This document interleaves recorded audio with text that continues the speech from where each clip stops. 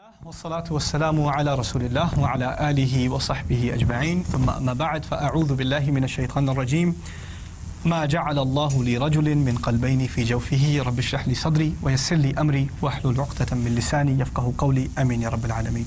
Once again السلام علیکم ورحمۃ اللہ وبرکاتہ. آج انشاءاللہ تعالی دوبارہ قرآن کے الفاظ کے بارے میں تھوڑی سی تحقیق، اور اس آیت کا تعلق سورۃ الاحزاب سے ہے. چوتھی آیت ہے سورۃ الاحزاب کی، سورہ نمبر 33 آیت نمبر 4. اوکے، اس آیت میں عجیب بات کی ہے تعالیٰ نے، ما جعل اللہ لرجل من قلبین فی جوفہ، اللہ تعالیٰ نے کسی مرد کے اندر دو دل نہیں رکھے. اللہ تعالیٰ نے کسی مرد کے اندر دو دل نہیں ڈالے. ما جعل اللہ لرجل من قلبین فی جوفہ، بات تو عام سی واضح سی معلوم ہوتی ہے، لیکن سوال پیدا ہوتا ہے کہ یہاں پر مرد کا ذکر کیوں ہے، انسان کا ذکر کیوں نہیں ہے؟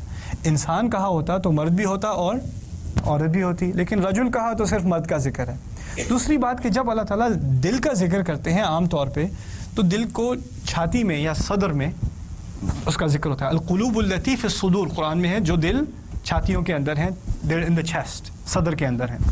لیکن اس آیت میں صدر کے بجائے ما جعل اللہ لرجل من قلبین فی صدرہ کے بجائے ما جعل اللہ لرجل من قلبین فی جوفہ، جوف کا ذکر ہے. اب جوف کے معنی کیا ہے؟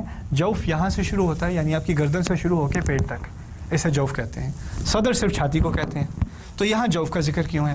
مزے کی بات یہ ہے کہ اس میں بھی ایک محاورہ ہے، لیکن اس کا جو لفظی ترجمہ ہے اس میں بھی بڑی خوبصورتی ہے.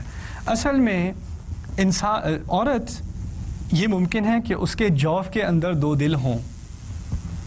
وہ ایکسپیکٹ کر سکتی ہے، she can become pregnant, and when she is pregnant کتنے دل ہیں اس کے اندر؟ کم از کم اس کا اپنا اور بچے کا دل. اور وہ دو دل صدر میں ہیں یا جوف میں ہیں؟ جوف کا لفظ استعمال ہوا، ما جعل اللہ لرجل من قلبین فی جوفہ، اسی لیے رجل کا استعمال ہوا. رجل کے لیے ممکن نہیں ہے، عورت کے لیے